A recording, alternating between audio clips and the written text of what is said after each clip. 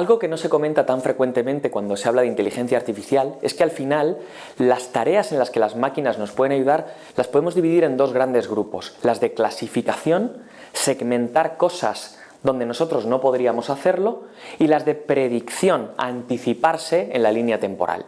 Las dos son interesantes y útiles, y esto tiene un correlato con la medicina, porque si lo pensamos, la clasificación en medicina al final es el diagnóstico, es el etiquetar correctamente, y ahí entran todas las aplicaciones de inteligencia artificial relacionadas, por ejemplo, con el screening, el triaje, muy interesante para la eficiencia de los sistemas sanitarios.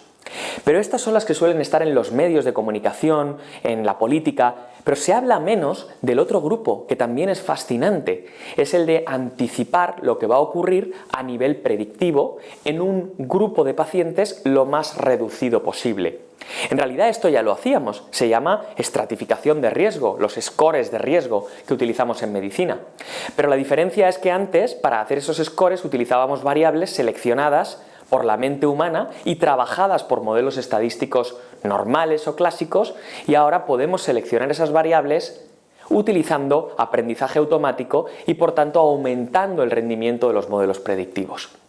Por tanto, inteligencia artificial para clasificación y diagnóstico, muy importante, pero no olvidemos dónde está el real cambio de paradigma, en la inteligencia artificial predictiva que anticipa en el tiempo, a nivel lo más individual posible, lo que va a ocurrir.